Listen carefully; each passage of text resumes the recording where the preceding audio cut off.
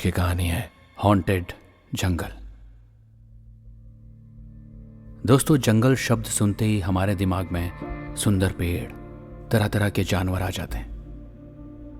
लेकिन क्या आपने कभी ऐसे जंगल के रास्ते के बारे में सुना है जहां रात में पिशाच, भूत, प्रेत इंसानों की शक्ल में घूमते हैं? जी हाँ दोस्तों, आज की कहानी राहुल की है और उसके साथ जो घटना घटी उसे सुनकर आपके भी रोंगटे खड़े हो जाएंगे।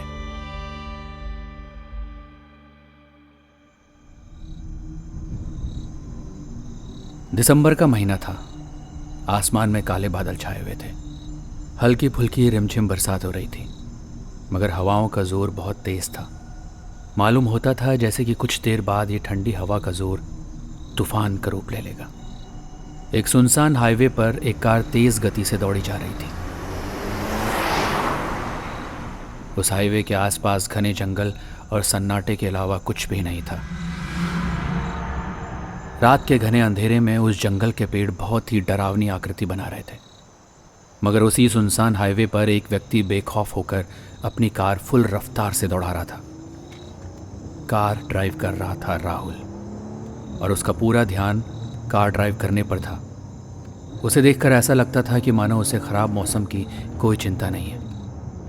मगर उसकी सीट के बगल में बैठी हुई उसकी गर्लफ्रेंड तनु के चेहरे पर डर साफ दिखाई दे रहा था। तभी अचानक तेज बारिश शुरू हो गई और बादल गरजने के साथ साथ बिजली भी चमकने लगी। तनु ने डरते हुए राहुल से कहा, कार को कहीं रोक लेते हैं राहुल, बारिश बहुत तेज हो रही है। राहुल ने कहा, सही बोल रही हो तुम, मुझे भी ड्राइविंग करने में थोड़ा दिक्कत हो रही है। मैं बोल रही थी तुमसे कि सुबह चलते हैं, लेकिन तुम कहाँ मेरी सुनते हो। तुम जानती हो ना तनु, माँ की तबीयत के बारे में सुनकर मुझसे रहा नहीं गया। मुझे लगा कि कुछ ही घंटों में हम पहुँच जाएंगे, मगर पता नहीं था अचानक मौसम ऐसे खराब हो जाएगा। इतना बोलकर राहुल ने अपनी कार की स्पीड स्लो कर ली, क्योंकि बारिश अब और तेज हो गई। राहुल अपनी नज़रें इधर उधर दौड़ाने लगा ताकि कुछ देर कार को यहाँ पर रोककर बारिश के रुकने का इंतज़ार किया जा सके। रात काफ़ी हो चुकी थी। राहुल अपनी नज़रें इधर उधर दौड़ा ही रहा था कि तभी अचानक उसकी नज़र ठीक सामने एक पेड़ के पास खड़े हुए कुछ लोगों पर पड़ी। उसने देखा सामने एक बूढ़ा व्यक्ति पेड़ के नीचे डरा सहमा सा खड़ा हुआ था। राहुल की कार की हेडलाइट की तेज़ रोशनी उस बूढ़े के चेहरे पर पड़ने से वो बूढ़ा हसरत भरी निगाहों से कार की ओर गौर से देखने लगा। उसके बगल में एक बूढ़ी स्त्री और एक जवान लड़की भी खड़ी थी। इतनी रात को इस वीरान जंगल में उस बूढ़े के परिवार को देखकर राहुल हैरत में पड़ गया। उसने तनु की ओर देखा और कहा, तनु, वो देखो उस पेड़ के पास 3 लोग खड़े हैं, तुम्हें दिख रहे हैं? राहुल के कहने पर तनु ने अपनी नज़रें सामने की ओर कर ली। तनु पहले से ही बहुत ज़्यादा डरी हुई थी। तनु ने डरते हुए राहुल से कहा, राहुल, गाड़ी मत रोकना, मुझे कुछ गड़बड़ लग रही है। पागल हो गई हो क्या यार तनु? हो सकता है बेचारे मुसीबत में हो। मुझे लगता है हमें उनकी मदद करनी चाहिए। राहुल, तुम्हारा दिमाग खराब है। ये लोग इतनी रात में इस घने जंगल में क्या कर रहे हैं? अब ये तो उनसे पूछकर पता चलेगा ना। 1 मिनट। इतना कहकर राहुल ने अपनी कार उस बूढ़े के नज़दीक लाकर रोक दी और अपनी कार का शीशा नीचे खोलकर उनकी ओर देखकर कहा, अरे बाबा, आप लोग इतनी रात के समय इस जंगल में क्या कर रहे हैं? राहुल की बात सुनकर बूढ़ा व्यक्ति राहुल की ओर गौर से देखकर बोला, ये मेरी पत्नी है बिमला और ये मेरी बेटी दिव्या। मेरा बेटा मुंबई में काम करता है। कुछ घंटों पहले हमें पता लगा कि उसका एक्सीडेंट हो गया है। हम उसे ही देखने जा रहे थे कि हमारी कार रास्ते में खराब हो गई। अरे मैं भी मुंबई जा रहा हूँ, लेकिन मुझे आपकी कार कहीं दिखाई नहीं दे रही। यहाँ से थोड़ी दूर पीछे ही खड़ी है बेटा।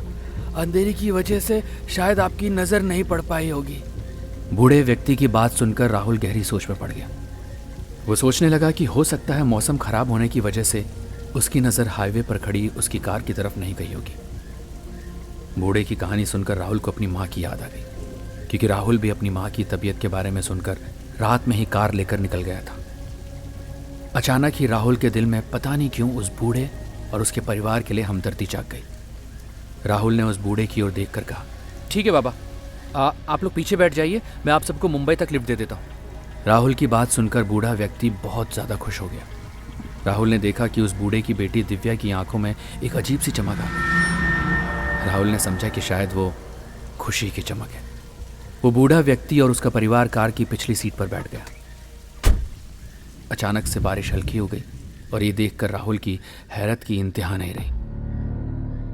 राहुल ने कार ड्राइव करनी शुरू कर दी और कार ड्राइव करते हुए कुछ ही देर हुई थी कि अचानक राहुल के नाक में एक अजीब सी गंध टकराई। राहुल ने अपनी नाक में रुमाल रखते हुए तनु से कहा, ये बदबू कैसी है?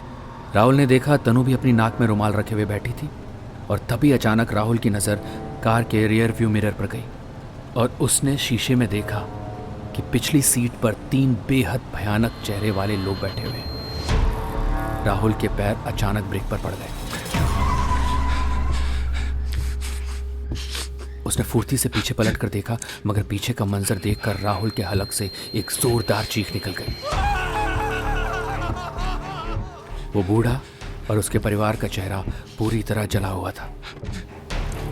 उनकी आंखों की पुतलियां सफेद थी। अब वो बूढ़ा किसी शैतान से कम नहीं लग रहा था। उसकी बेटी और उसकी पत्नी के पैने और नुकीले दांत बाहर निकले हुए थे। राहुल के चीखने पर जब तनु ने पिछली सीट का मंजर देखा तो वो भी पूरी तरह चीखने लगी। राहुल और तनु तुरंत दरवाजा खोलकर बाहर की ओर भागे।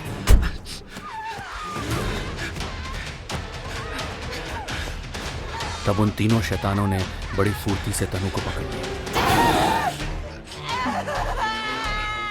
तनु बुरी तरह से चीखने लगी, मगर उन तीनों ने तनु को इससे आगे चीखने का मौका नहीं दिया। राहुल की नजरों के सामने देखते ही देखते उन तीनों ने तनु की गर्दन उसके धड़ से एक झटके से अलग कर दी और कुछ ही क्षणों में वो तीनों उसके शरीर का सारा खून पी गए। खूंखार नजरों से अब वो राहुल की ओर देखने लगे। राहुल के सामने तनु की सर कटी लाश पड़ी हुई थी और ये देखकर राहुल की आंखें दहशत से फटी हुई थी। राहुल अपने शरीर की पूरी ताकत लगाकर जंगल की ओर भागने लगा। उसको नहीं पता था कि वो किस दिशा की ओर भागा जा रहा है, मगर वो तीनों के तीनों बेहद फुर्ती से जमीन पर रेंगते हुए राहुल की तरफ दौड़े चले जा रहे थे। और वो राहुल के करीब आने ही वाले थे कि अचानक राहुल का शरीर किसी से टकराया और राहुल जमीन पर गिर गया। राहुल हांफता हुआ तुरंत उठकर बैठ गया। उसने देखा कि उसके सामने एक बूढ़ा व्यक्ति खड़ा हुआ था।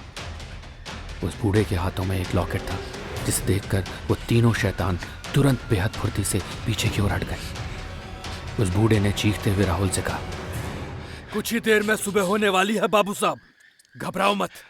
मेरे होते हुए तीनों शैतान आपको कुछ भी नहीं कर सकते। राहुल दहशत और खौफ की वजह से बेहोश होकर गिर पड़ा।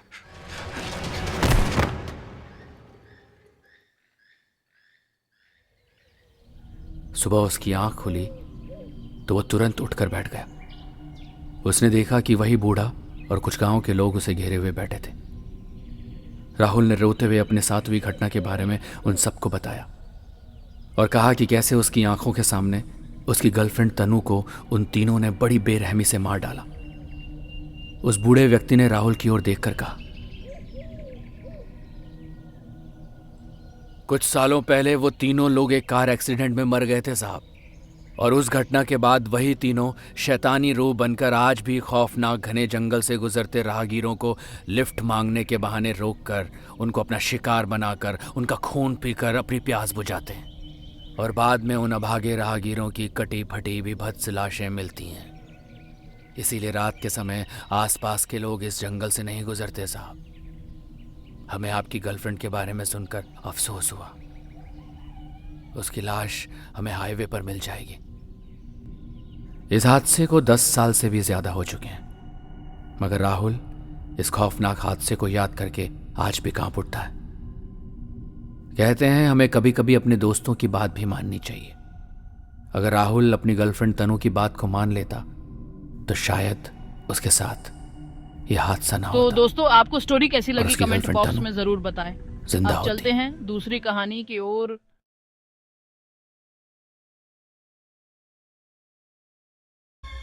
और आज की कहानी है भूतिया आईना।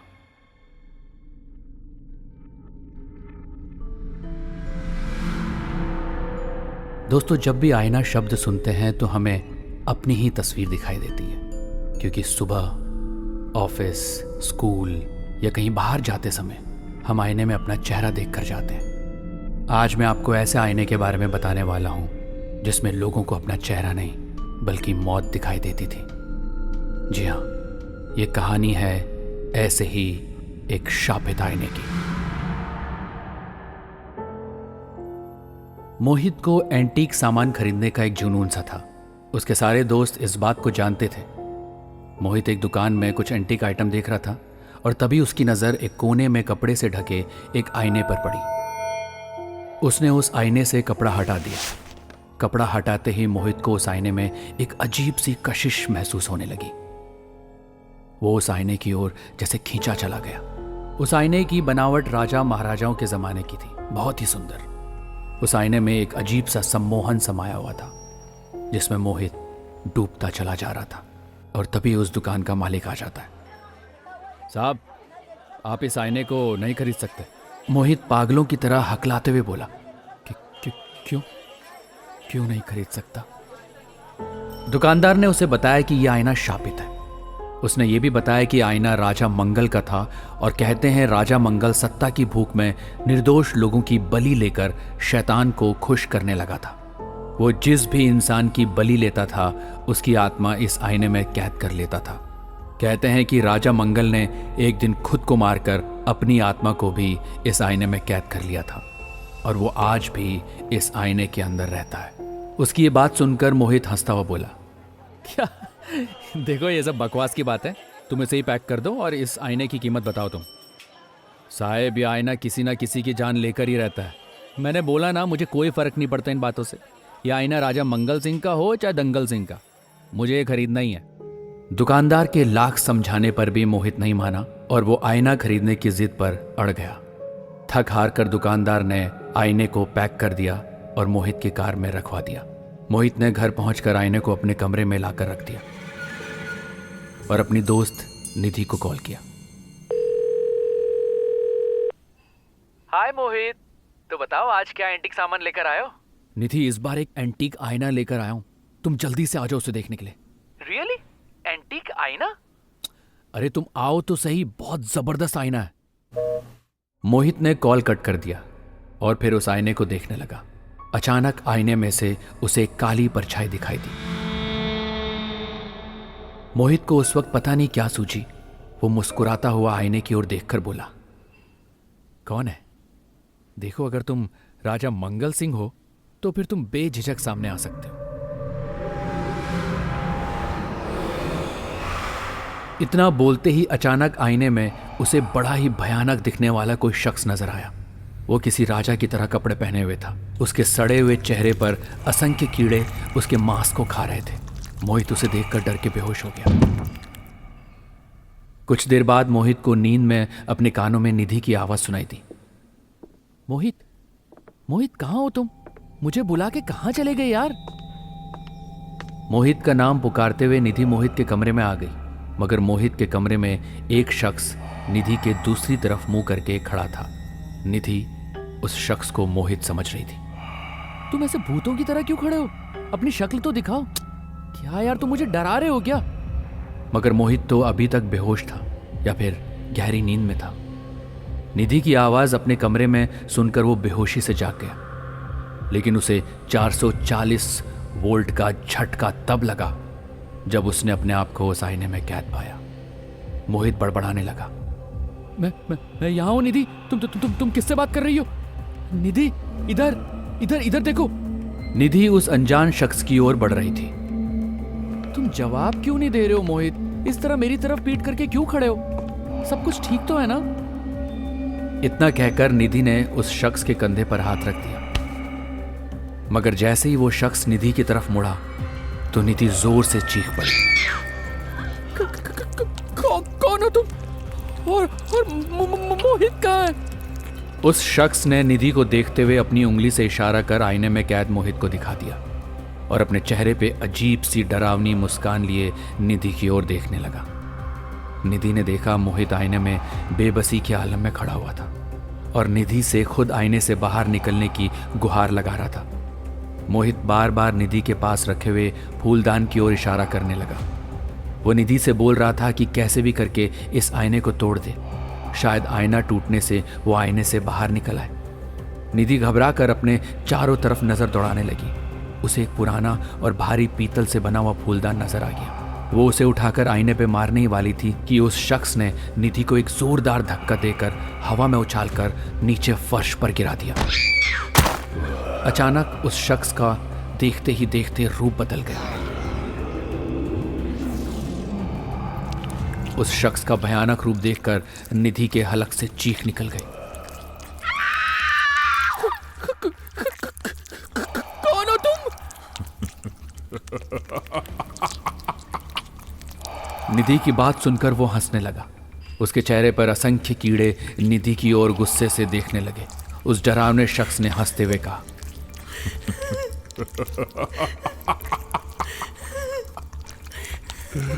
मैं मंगल सिंह हूं। मैं हमेशा के लिए अमर होना चाहता था, मगर जब एक साधु को इस बात की भनक लगी तो उसने मुझे खत्म करने के लिए तंत्र शक्ति का सहारा लिया। लेकिन मैंने अपनी आत्मा को इस आईने में हमेशा के लिए कैद कर लिया। तभी अचानक उसकी आंखें लाल उठी और उसके चेहरे पर असंख्य कीड़े निधि के ऊपर टूट पड़े। निधि दर्द से बुरी तरह से चिल्लाने लगी। वो कीड़े निधि के शरीर के मांस को बुरी तरह से नोचने लगे और वो राजा मंगल खड़े हुए निधि की हालत पर भयानक हंसी हंस रहा था।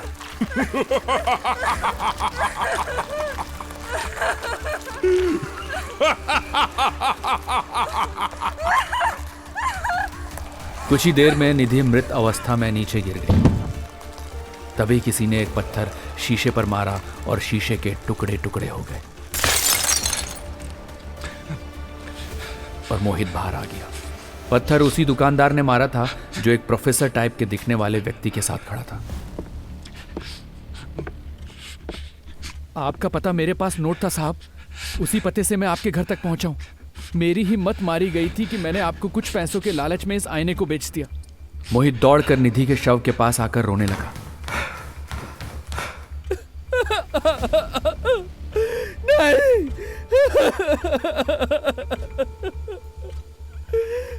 दुकानदार के ठीक बगल में वही प्रोफेसर टाइप व्यक्ति खड़ा हुआ था। वो मोहित से कहने लगा कि ये रोने का वक्त नहीं है, मंगल सिंह की आत्मा अभी भी यहीं पर मौजूद है क्योंकि आईना टूट चुका है। अचानक निधि उठ खड़ी हुई, मगर उसका चेहरा बहुत ही भयानक लग रहा था। उसने मोहित का गला कसकर पकड़ लिया और उसने प्रोफेसर टाइप व्यक्ति की ओर देखकर कहा, तुझे क्या लगता है साधु, तू मुझे बेवकूफ बना देगा? तू रूप बदलकर दूसरों को धोखा दे सकता है, एक आत्मा को नहीं। निधि के गले से दो दो आवाजें निकल रही थी। अचानक प्रोफेसर का चेहरा एक साधु में परिवर्तित हो गया और वो साधु गुस्से में बोला, कई वर्षों से मैं इस आईने को तलाश रहा था ताकि तुझे इस आईने से मुक्त करके नर्क भेज सकूं। इस लड़के को छोड़ दे। साधु की बात सुनकर निधि की आंखों की पुतलियां सफेद हो गई थी। उसके चेहरे पर असंख्य कीड़े रेंगने लगे। अचानक उस साधु ने अपनी झोली से एक बड़ा सा आईना निकाल लिया। उस आईने को देखकर निधि ने मोहित को तुरंत छोड़ दिया और चीखकर बोली, मैं जानता था तूने अपने आप को एक आईने में कैद कर लिया है, इसीलिए तू अपना भयानक चेहरा नहीं देख सकता। जबकि तू अपना चेहरा आईने में देखेगा तो तेरी आत्मा खुद ब खुद नर्क में चली जाएगी। इतना कहकर साधु ने वो आईना निधि के सामने कर दिया। आईने में अपना चेहरा देख निधि के शरीर में मंगल सिंह की आत्मा बुरी तरह से तड़प उठी और एक तेज नीली रोशनी निधि के शरीर से निकलकर उस आईने में समा गई और निधि दोबारा मृत अवस्था में जमीन पर गिर गई।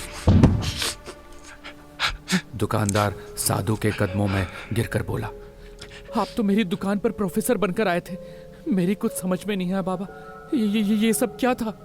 वो साधु मुस्कुराकर बोला, दरअसल मंगल सिंह ने मुझसे बचने के लिए खुद को मारकर अपनी आत्मा को इस आईने में कैद कर लिया था। तब से मैं भी इस आईने को ढूंढ रहा था, और जब मुझे पता लगा कि यह आईना तुम्हारी दुकान पर है तो मैं सीधा तुम्हारी दुकान पर आया।